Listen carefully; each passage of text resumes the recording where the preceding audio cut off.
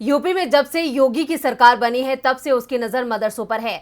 कभी सरकार अल्पसंख्यक समुदाय के स्कूलों में राष्ट्रगान अनिवार्य करने का आदेश देती है तो कभी उनका सर्वे करवाती है, जिसे लेकर सियासत तेज रहती है। वहीं अब एक बार फिर मदरसों के सर्वे के निर्देश को लेकर घमासान छिड़ गया है। असदुद्दीन ओवैसी तो सरकार को आड़े हाथों ले ही रहे हैं, वहीं दूसरी तरफ इसके विरोध में जमीयत उलेमाए हिंद ने बैठक बुलाई, जिसमें योगी सरकार को जमकर खरी खोटी सुनाई है। क्या मुसलमानों को पसंद नहीं करती सरकार? क्या सरकार करती है अल्पसंख्यकों से नफरत?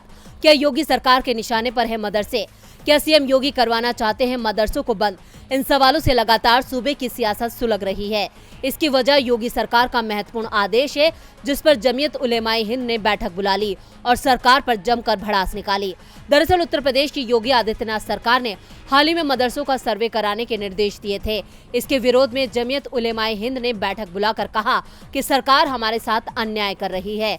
जमीयत उलेमाए हिंद के अध्यक्ष महमूद मदनी ने कहा कि इस फैसले का विरोध करेंगे, लेकिन सरकार से गुजारिश है कि वो हमसे बात करे, क्योंकि मदरसे देश की संपत्ति है और देश के विकास से लेकर हर संघर्ष में मदरसों का योगदान रहा है। उन्होंने कहा कि असम की तरह मदरसों को बुलडोजर से तोड़ा न जाए। वो सरकार से बातचीत करने को तैयार हैं और नियमों के पालन में हर संभव मदद भी करेंगे।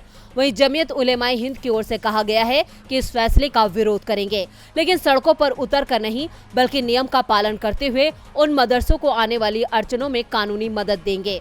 कादरी ने कहा कि जब सरकार स्कूलों को प्राइवेट कर रही है तो प्राइवेट तौर पर चल रहे मदरसों को लेकर सवाल क्यों कर रही है, जो कि बिना किसी मदद के शिक्षा दे रहे हैं। इसके साथ ही कहा कि घटनाएं कहाँ नहीं होती।